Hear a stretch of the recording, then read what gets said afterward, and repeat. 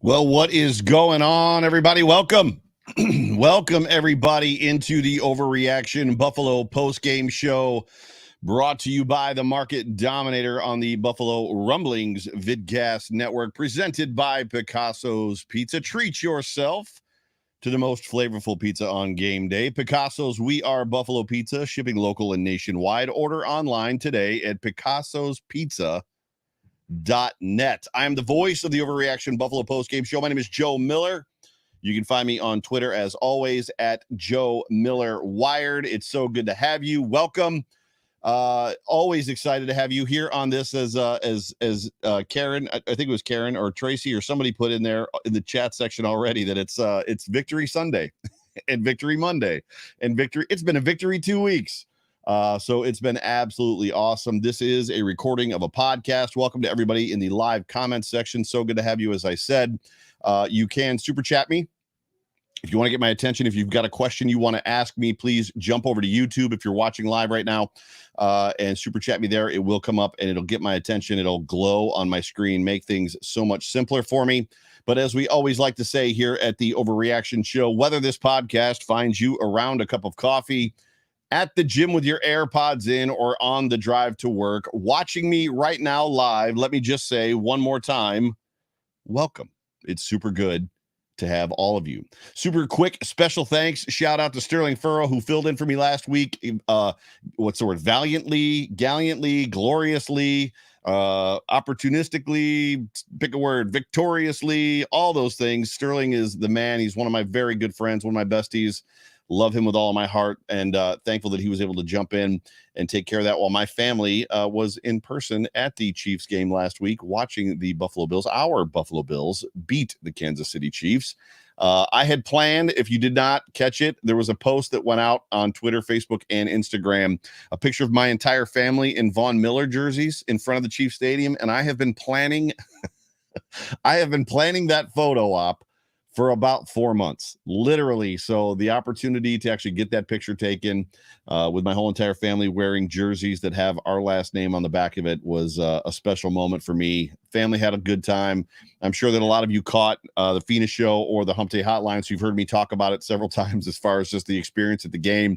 It was great. The Chiefs fans are always a blast. They're a lot of fun. But so super special shout out to Sterling.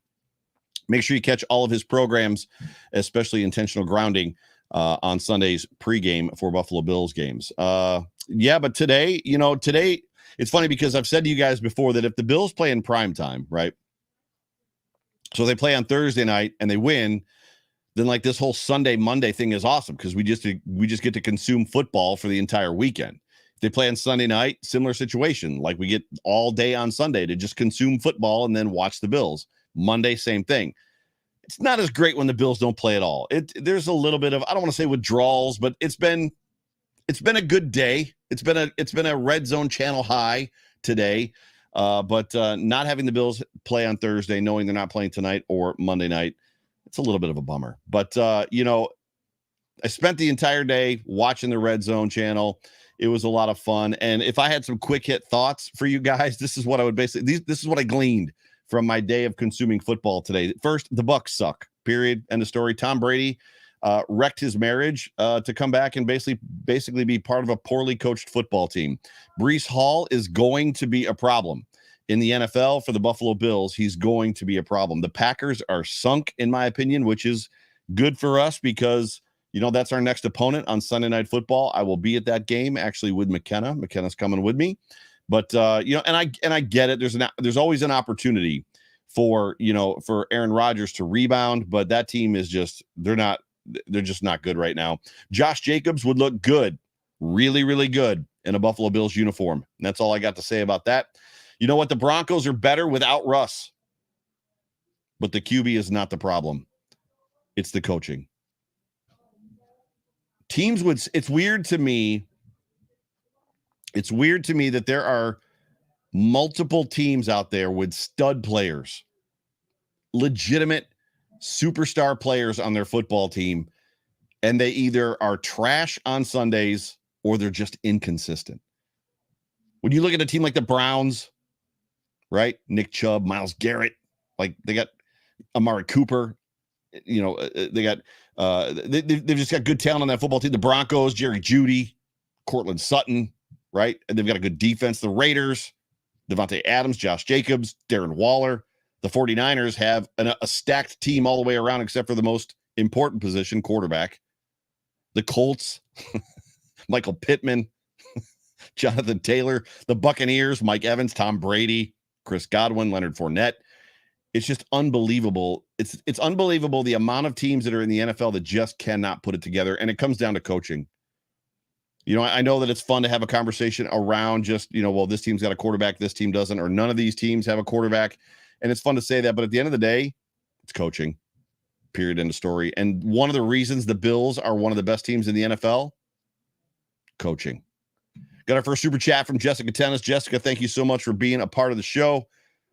Joe, it is believed Breece Hall has a torn ACL. This is the first that I've heard of this. So I clearly tweeted when he ripped off that 60-yarder to start the game. I tweeted. I tried to find the gift from Couples Retreat, and I had to post a picture of it because there wasn't. It's odd to me that gifts come through, and then there's other times where it's just like that. Of all the gifts missing, why is that one of them? So Couples Retreat, when I can't think of his character. When the primary character is looking at his friend, and he's like, "You're a problem. You're a real problem." Like, I tried to find that GIF. It wasn't there, so I had to post a picture. And then I heard that he went out of the game with a knee injury, but they didn't necessarily say on any of the Red Zone channel broadcasts that I was watching. So, Jessica, you saying that it's believed to be an ACL is tragic for that young player. Absolutely tragic. He is a super, super talent, and it's going to be awesome watching him play. And if he's lost for the season, it's just gonna suck. But anyways, season wise, when you look at these teams that are just bad, coaching is where I'm gonna put the blame. Getting back to it, I'm glad we already played the Titans. Very glad they're beginning to kind of put it together a little bit. Derrick Henry is finding his stride. You gotta wonder after watching today and the last several weeks, are the Buffalo Bills on a collision course for a Super Bowl rematch with the Giants? I mean, are we literally living in this space of redos and karma and kind of like covering up the sins of the past? Is that really kind of what's going on when you look at some of the history things and similarities between the 90s Bills teams and playoffs, championship game, out in the divisional round, blah, blah, blah. And then the Bills went to the Super Bowl the third year. Like, there's a lot of just weird things going on. Is this the year that we right the wrongs, I guess, is the question? Or is this the beginning of the righting of the wrongs? I guess we're going to find out, but it would be wild if somehow we ended up playing the Giants. I know that's a stretch. A Daniel Jones quarterback football team is not great, but Saquon Barkley, man, that kid is a lot of fun to watch. But it's clear to me ever more than it has been in the past that the shortest Sundays of the year are Red Zone Sundays. So today just flew by. It's funny. You watch Red Zone, especially for the first set of games, 1:00 games. And like, you look at the TV and one of the games is at like 12:47 of the third quarter already. You're like, how in the world is it the third quarter already? Because normally if you watch just one game on CBS or Fox, it's boring. Like, you're sitting there on your phone, you're scrolling, like you're trying to find stuff to do, playing video games. But when you're watching Red Zone channel, man, it flies. Absolutely flies. I should be getting sponsored right now by Red Zone because I've talked about it so much. So we'll stop. But the Buffalo Bills are in first place of the AFC. They are in first place of the AFC East. They were not and could not be unseated. And our season begins. The rest of our season, I should say, begins tonight, right now. I know the players are headed back into town, I think Monday or Tuesday. Victory Monday, Victory Tuesday, but yes. But before we get into the rest of the show, I probably need to do two things. I need to get in a word from our sponsor, and then I've got a huge announcement. It's huge. It's actually a two-part announcement, but a huge announcement nonetheless. So those of you that were committed to hanging with me during the bye week with no game, no post-game show to talk about, are going to get a special "you heard it here first" situation. But let's first hear from the Market Dominator. Hello, Buffalo football family. I am the Market Dominator, John Spascheck, and I am here as the proud sponsor of the Overreaction podcast by my good friend, Joe Miller. And one of the reasons why I partner with Joe is because of excellence. He runs an outstanding podcast. And that is exactly our approach in real estate. We want to help you win just as our beloved team is out there winning week in and week out. So if you're looking to buy or sell in real estate, please reach out to us directly at 716-570-3298, and we will help you win in this competitive market. Go Bills. Go Bills. That is my guy, John Spascheck, the market dominator, and his team. Do me a favor, if you are in the market to buy or sell a home, give John a call, 716-570-3298. That number again, 716-570-3298. John, that's his cell phone number, and he will answer if you call him. Now, drum roll, please. Not bad. Not a bad drum roll. Not the best drum roll, but not a bad drum roll. So the announcement is not about this show. We got another super chat from Jessica Tennis. Jessica, thank you for the second super chat. Vikings versus Bills teams that lost 4 Super Bowls. That would be an interesting Super Bowl matchup. So one of those two teams that both have 4 losses, one of them is going to have to win, right? That's actually fantastic. I wouldn't mind that at all. It would be a competitive game. We're obviously going to see the Vikings here in a couple weeks. They got a ton of talent on that football team. That'd be a fun game. And obviously, yes, somebody would walk away a Super Bowl winner. But before we get to the rest of the show, big announcement, huge announcement. If you are not leaning into your phone or your laptop or your computer, lean in now. If you're listening to the game or what the game's about to come on, and you're watching Carrie Underwood sing the intro song, which she's doing literally right now, mute it and listen to me. First part. So 1A to the 2-point announcement. 1A is this: the John Fina Show, the Off Tackle with John Fina Show, is officially moving to Tuesdays at 9:00. Why? Well, the reason, 9:00. Tuesdays 9:00. The reason it's moving to Tuesdays at 9:00 is because, as those of you that have been watching, we have a problem. We've got trouble with or issues with copyright stuff as it pertains to game film and John breaking down the film. Every time we try to use game film, we get flagged no matter what I do to it. So we've gotten advice, permission, if you will, to use the all 22 film, which is better because it's all end zone shots, which allows you to see really what's going on the field. So Tuesday, 9:00 for the Off Tackle with John Fina Show going forward. And this is 1B, and it's a huge B. This Tuesday, our second Tuesday at 9:00 because we were traveling last week. Our first official Tuesday at 9:00. We have a very special guest. We're lining up several guests to be on the show this year. I don't want to drop any names, so I'm just going to give you the first guest. The guest for this week's episode, 9:00 Tuesday, the 25th. Everybody here knows who he is. Everybody here loves a member of his family. If his son is the Prince of Buffalo, then I think that might make him the king, or maybe his son is the king of Buffalo and he's just dad. I don't know. But this Tuesday, 9:00, we have John Fina and myself secured Josh Allen's father, to be on the show on the Off Tackle with John Fina Show. So we are going to be interviewing Joel Allen on Tuesday, 9:00. I'm getting the times messed up. It's like I'm wanting to say 8 because everything this year has been moved to 8:00, and it's like now the Phoenix show is back to 9. It's messing with my brain, bro. I should have wrote it down. I didn't. But we're gonna have Joel Allen Tuesday, 9:00. So do not miss it. Obviously, you can catch it afterwards, whether on YouTube or in podcast form. But I'll announce it again here at the end of the show for people that come on late. Tell a friend. Tell anybody you can tell. So that's going to be an exciting show. So make sure you tune in Tuesday. I haven't even made the graphic yet, so you guys are the first ones to know. There's benefits to being a fan of the Overreaction Post-Game Show. The last thing that I'm going to say before I get into, no, you know what? I'm going to skip that. So we're just going to jump right into it, and I just feel the need and the vibe to just roll. So the Buffalo Bills, in my opinion, are the best team in football, and it's not close. I put in my notes, it may not be close, and I've struggled with that phrasing, that wording, since I wrote them. The Buffalo Bills are the best team in football, and it's not close. Yes, I know the Chiefs are out there. Yes, I know the Bengals have the potential and ability to put it together. But even when you talk about what the Buffalo Bills and what Josh Allen has done in Kansas City the last 3 games in a row, I don't have it written down, but if you get a chance, somebody tweeted it out today. Look at Josh Allen's stats in Kansas City the last 3 games that he's played in that stadium, which is one of the hardest stadiums to play in. You get the Buffalo Bills and Josh Allen in our stadium, I don't think it's even close. The Bills have blown them out in one of those games, and they've beaten them in another one that came down to the end, and they just lost right at the end in the playoff game, which was, probably the biggest game of that current team's careers. The Buffalo Bills are the best team in football. It's not close. And if you watched football today, I think you're probably like, he's right. No, there was a lot of garbage football on TV today. In my opinion, if I had to compare them to a team, the Buffalo Bills right now, and hopefully for the next couple of years, are the New England Patriots of the 2000s. And if you remember, if you go back to what that team was like, the Patriots from like 07, 08 through 12, 13, 14, when they were at their best, Brady was in his prime. They had Randy Moss. That defense was awesome. The offensive line was great.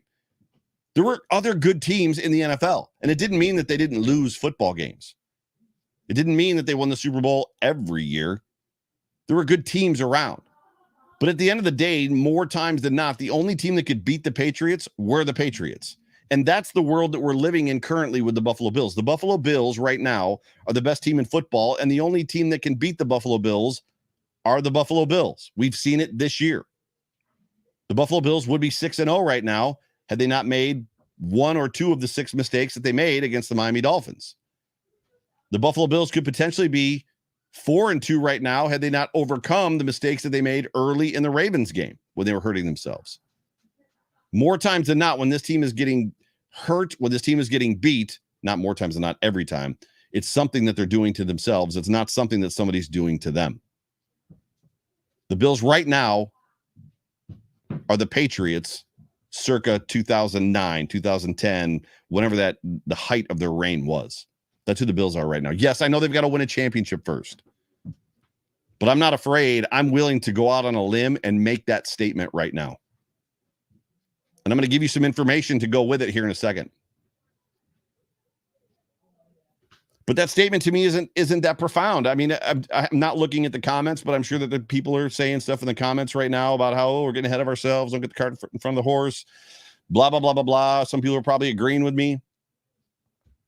Even knowing that the Dolphins have talent, that the Jets are flying high, no pun intended, although that Breece Hall news is going to sting if it really is an ACL.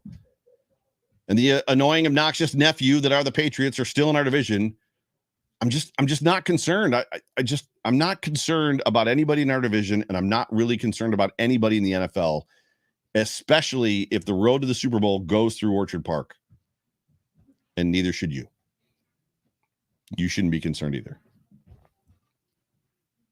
Let's just talk about for a minute Josh Allen, Stefon Diggs, Von Miller. What they've done so far through 6 games this season in 2022. And if you extrapolate that and project it out for the rest of the season. Now, I know things happen. I know, weather. I know whatever it might be. Stuff happens, and sometimes things don't work out the way that it should. But 6 games is a good sample size. It's not 1 game. It's not 2 games. 6 games is a very, very good sample size, especially in a 17-game season. A third of the season is over. Josh Allen right now is throwing at 67% completion percentage. It's like 66.9. He's thrown for 1,980 yards, 17 touchdowns, thrown 17 touchdowns. He's got 4 interceptions. He's got a 106 quarterback rating. That breaks down to 330 yards per game and basically 2.8 touchdowns per game. If you take those numbers right there and you extrapolate them out over an entire season, you're talking about 5,610 yards passing, 48 touchdowns, right? He's rushed for 257 yards so far this season. That's 43 yards per game. He's got 2 touchdowns rushing. That's 728 on the season, 6 touchdowns on the season, if you extrapolate it over 17 games. If Josh Allen finishes the season at 5,610 yards with 48 touchdowns, 67% completions, and a 106 or a 104 or a 110 rating, and then you throw in 700 rushing yards with another 6 touchdowns, not only is he the MVP, that's probably most likely I didn't check the stats. I didn't check the math. If Chris Jenke was here, he would be able to tell me if I'm right or wrong. That would be, in my opinion, the greatest quarterback season ever in NFL history. Yes, I know he's playing 17 games, not 16. He's playing 17 games, not 14. 5,610 yards, 48 touchdowns passing, 700-ish rushing yards, 6 touchdowns rushing. So 40 or 54 total touchdowns. It'd be insane. And if Josh Allen wins the Super Bowl, there would be no disputing that he had the greatest single season for a quarterback in the NFL. It would be amazing. It'd be absolutely incredible. Daniel Gowrie says, nice take, Joe, but it doesn't exactly sound like an overreaction. Right? When you look, it's because if it was two games, we'd be like, pump the brakes.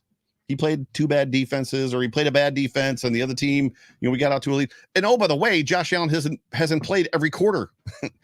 So there's 6 games, 24 possible quarters. Josh has played, is it 22 or 21 of them? He hasn't even played full games.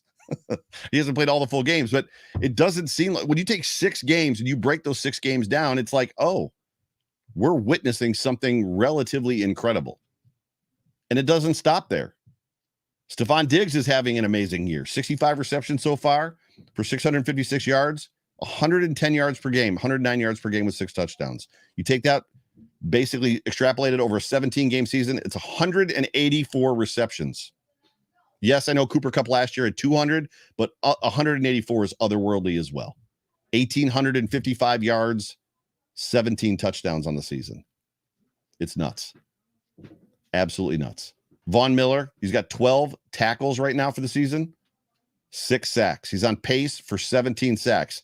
This is the one stat for me that I would find hard to extrapolate over the whole season. When I think of Josh Allen and I think of the numbers that he's putting up in this offense with Stefon Diggs, for me, it's like, that's very believable.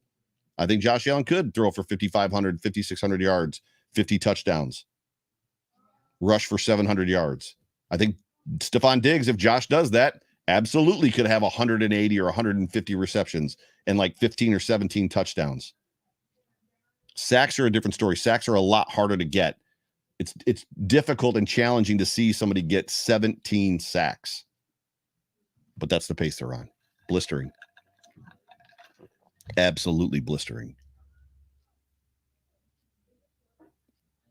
And when you look at the Bills' remaining schedule, actually, before I do that, I'm going to do my other read for you real quick.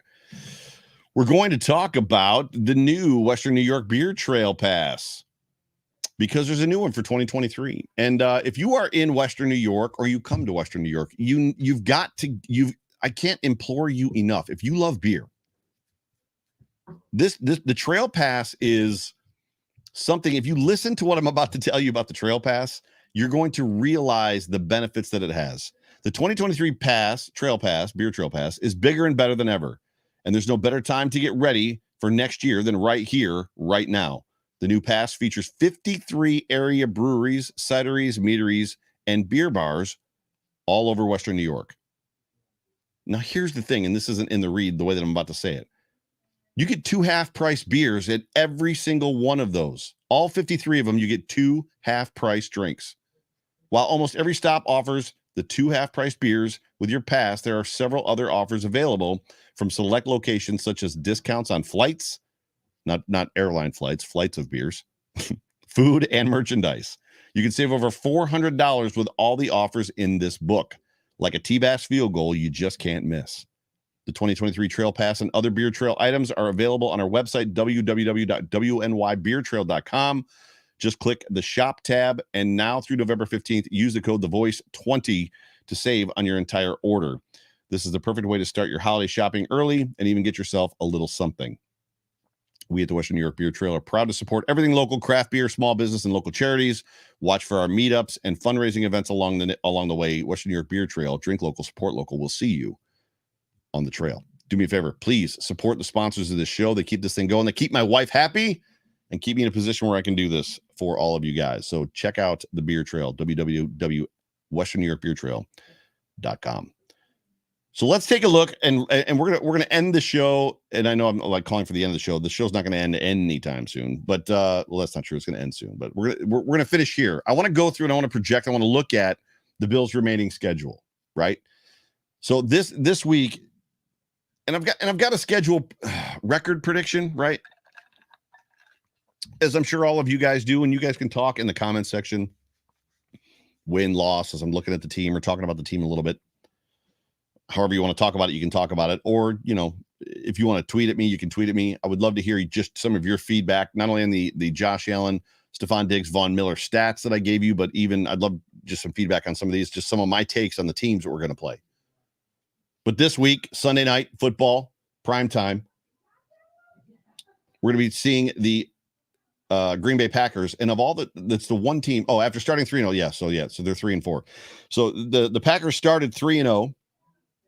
And they've now lost 4 in a row. The wheels have legitimately come off for Aaron Rodgers and the Green Bay Packers. It doesn't mean that they can't be put back on and it can't be fixed. But at one point in the game, Aaron Rodgers mouthed to the sideline, "What are we doing?" Because they're just not on the same page.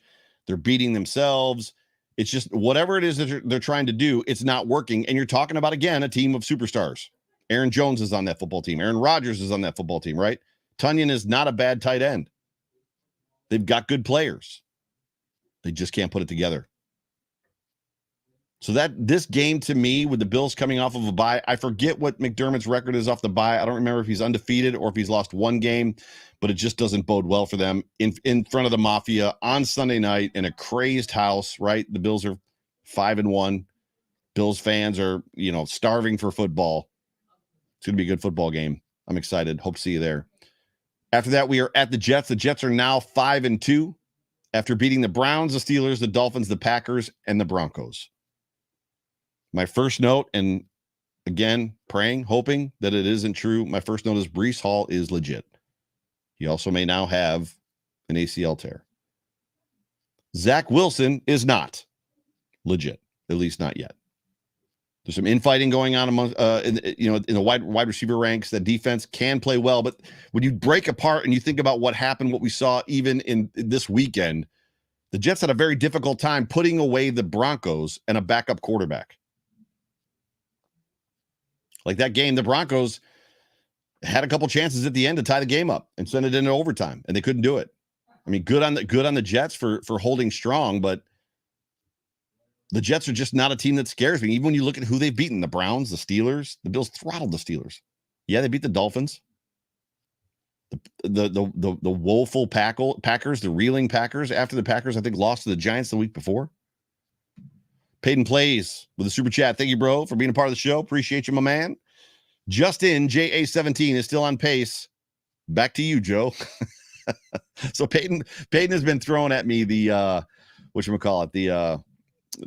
Josh Allen's overall total yards from scrimmage thing, and he's given up just because they're ridiculous. I mean, if Josh Allen throws for 5,600 yards and rushes for another 750, you're talking about 6,300 yards of total offense from your quarterback. It's nuts. Wildest dreams land. Back to the Jets.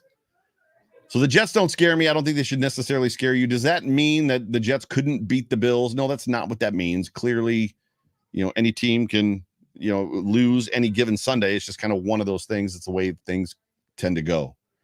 After that, we have the Vikings at home. The Vikings are currently 5-1. They've beaten the Packers, the Lions, the Bears, the Saints, and the Dolphins. The Vikings are one of those teams that have always kind of been confusing to me. They've got solid players. They've got talent on that football team.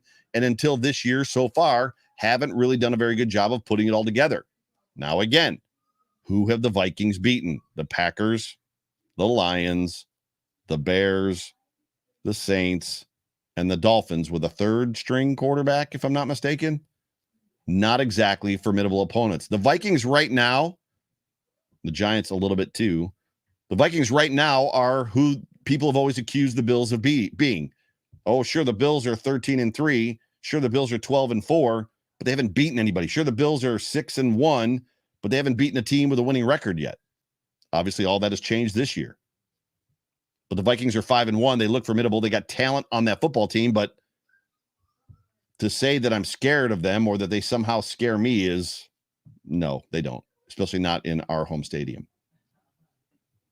Week after that, the Browns come to town. The Browns are 2-5. They've beaten the Panthers and the Steelers. There's like ringing themes of teams here. Steelers being one of them. The Browns are one of those teams that confuse me. They've got great talent on that football team. David Njoku, I missed him. They've got good players. We're not going to face Deshaun Watson in this game. Maybe they'll be better when he makes it to the team and can actually finally play, but I just can't see us losing to the Jacoby Brissett and the Browns. Does Nick Chubb concern me? Maybe. Myles Garrett concerns me more than Nick Chubb does, but we've taken care of Aaron Rodgers, and we've already taken care of Derrick Henry and a slew of other running backs. Browns just don't scare me. And then we got the Lions. We're at the Lions on Thanksgiving. The Lions are 1-5. They've beaten one team, the Washington football team, Commanders, whatever you want to call them, the burgundy and gold team. The Lions have great offensive weapons, but their defense is awful. Atrocious. Absolutely awful. JR with a super chat. JR is giving me the information that I was seeking a minute ago. McDermott is 5-0 after the bye. Please, he says, carry on. JR, thank you so much for being a part of the show. Appreciate you. The Lions defense is just straight trash, y'all. Trash. It's hard to believe too, because they've got great weapons. I know DeAndre Swift is hurt right now, but Amon St. Brown is on that team. They've got some great weapons. Jamal Williams. And Spence blames it. He accuses me of falling in love with them because of Hard Knocks. Maybe it's true. I'm just getting to the point where I want to see the Lions start to win. I was getting that way with the Browns, and then they went and did the whole Deshaun Watson thing. And now I'm off that wagon totally. Like, yep, don't want to see anything from them. Like at all. At all. So are we talking about the Lions really concerning us on Thanksgiving Day? I don't think so. And then we're at the Patriots. The Patriots. that's me mixing in Pats and Patriots at the same time, which is silliness. We're at the Patriots after the Lions after Thanksgiving. The Patriots are 3-3 currently. They've beaten the Steelers, they've beaten the Lions, and they've beaten the Browns. And the funny thing about the Patriots, and I tweeted it out this week, is Patriot fans, Patriot Nation is like, they're losing their minds over the fact that, they've got Bailey Zappi and they've got Mac Jones. And it's like, we've got two amazing quarterbacks. Look at us, two amazing quarterbacks. And I'm reminded of, and I go right back to if you've got two quarterbacks, you don't have any. And I don't remember who the quote was from, but somebody that's smart, it might have been Tony Dungy. If you've got two quarterbacks, you don't have one. Patriot fans are literally like in this mysterious make-believe land that somehow, not wildest dreams land, they're in make-believe land. That because somehow they found a 6th-round quarterback a million years ago who ended up being the greatest quarterback of all time, that somehow this is going to happen again to them. So they effectively won the $1 billion Powerball once 20 years ago. They've spent all the money. All the money's gone. So they however 100 million or 200 million or whatever millions they've won, they've spent it all. And their thoughts now are, I went in and I bought another Powerball ticket and I found one on the ground. So I have 2 Powerball tickets and I'm going to win again. That's literally the headspace the Patriots are in right now. It's not going to happen. More than likely, neither one of these guys are going to turn. I mean, Mac Jones is a nice player. Bailey Zappi, I mean, can he throw the football? Sure. Is that more than I can say about Jimmy Garoppolo? Yes. Are they both playing better than Russell Wilson? Absolutely. The Denver Broncos got to figure out some way to dump that contract, which is impossible, and get one of the Patriots guys because they're better. Like the backup that played today for the Broncos was better than Russ. Sorry, sidebar, my bad. That doesn't mean, getting back to the Patriots, that they don't have good players, nice players there. Obviously, they've got Ramondre Stevenson, who's really good. They've got a great offensive line. The defense is good. Anytime you're playing a Belichick team, it's going to be good, coached well. Jacoby Myers is coming around, and the Bills always have had trouble with Devontae Parker.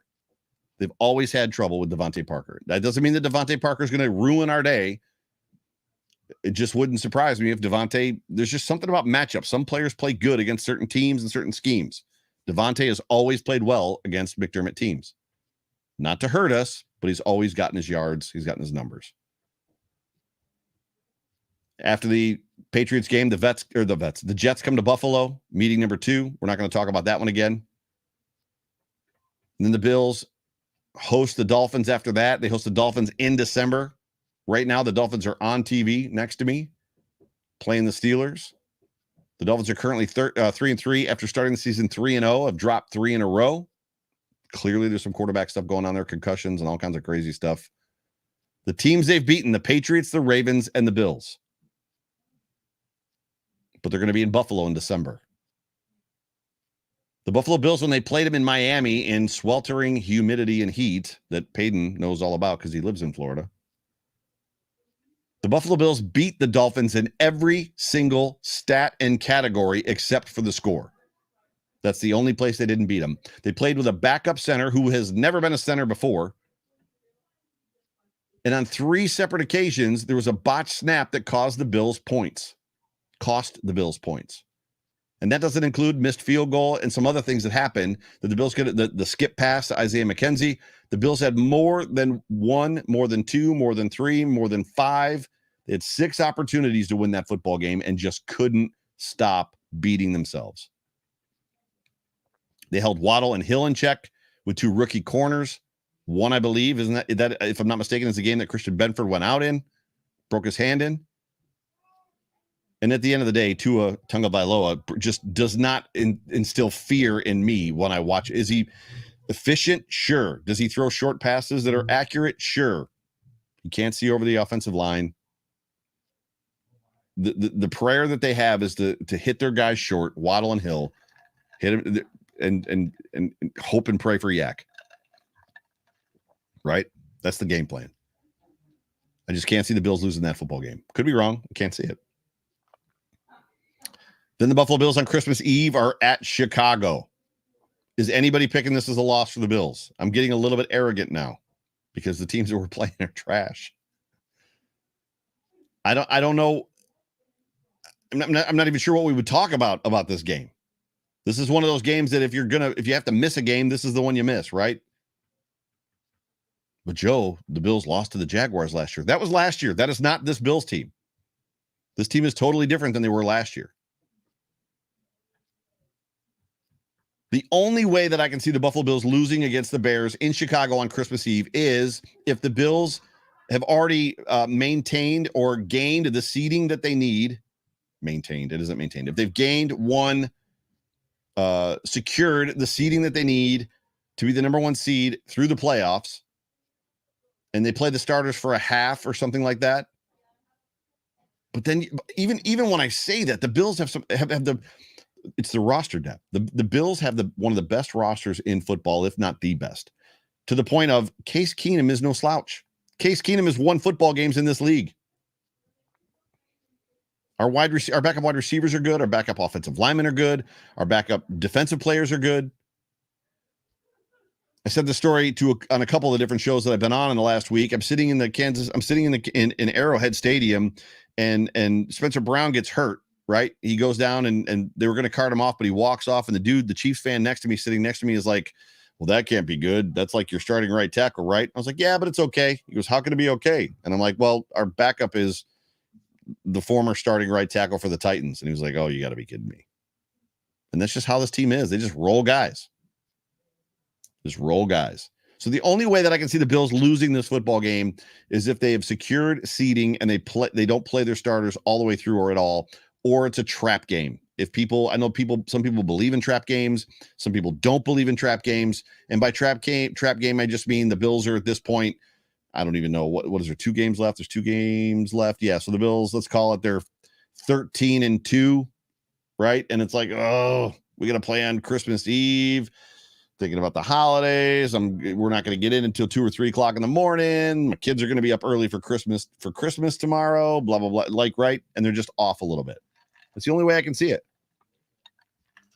I see no path to the Bears beating the Bills on Christmas Eve. And then probably the hardest game that we have on our schedule in the next 11 games, the Bills are at Cincinnati. And I don't even know what to make of Cincinnati. Cincinnati's 4-3. They beat the Jets, the Dolphins, the Saints, and the Falcons. Not exactly great teams that they've beaten. They're clearly living through or going through a Super Bowl hangover, which some people believe in again, and some people don't. I don't know what to tell you if I believe in it or not. They've got weapons all over the field, right? I mean, two of their guys today had 100 yards. So Jamar Chase had 100 yards today. And then the third receiver had 80 yards today. Like, they got everybody involved. Joe Mixon had a decent day today. T. Higgins, right? Is it Tyler Higbee?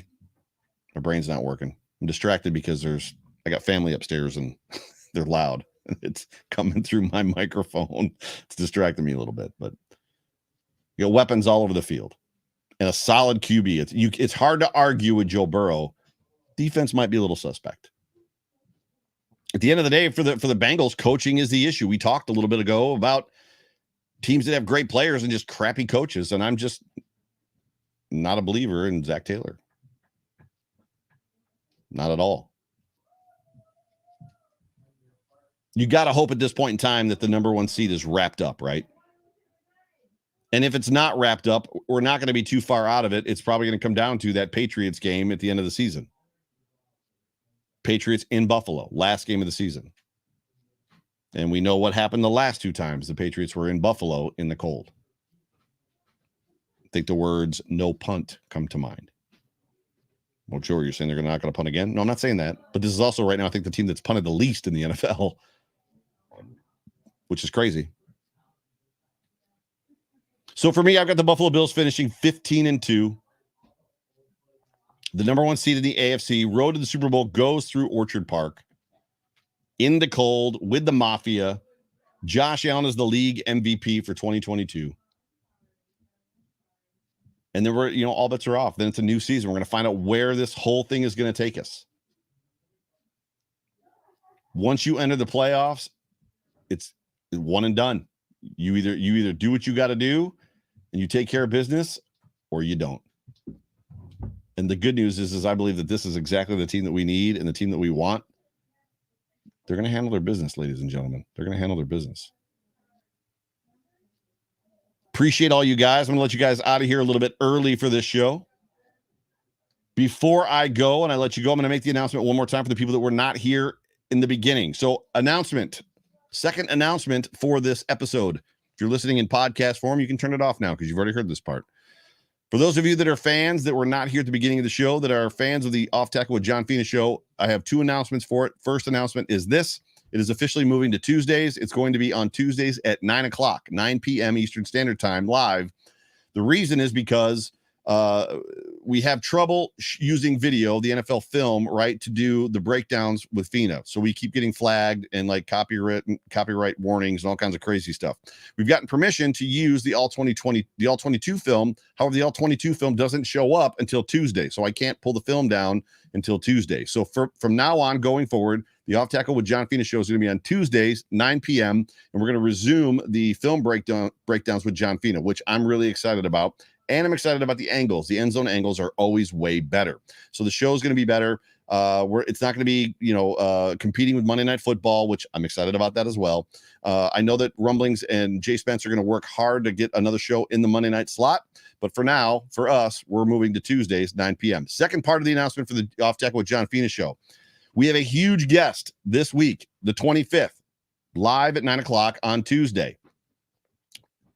John Fina and myself will be interviewing, have the luxury pleasure, I'm excited to say it, we're going to be interviewing Joel Allen, Josh Allen's dad, legitimately on Tuesday, 9 o'clock. So you are going to want to make sure that you put something in your calendar, you remind yourself, whatever you got to do, be there or be square. 9 o'clock Tuesday night, this Tuesday, the 25th, Joel Allen is going to be on the Off Tackle with John Fina show. We're going to get to ask him a lot of fun questions just about Josh, and who knows where that conversation is going to take us. But if you know John like I know John, there's going to be some laughs.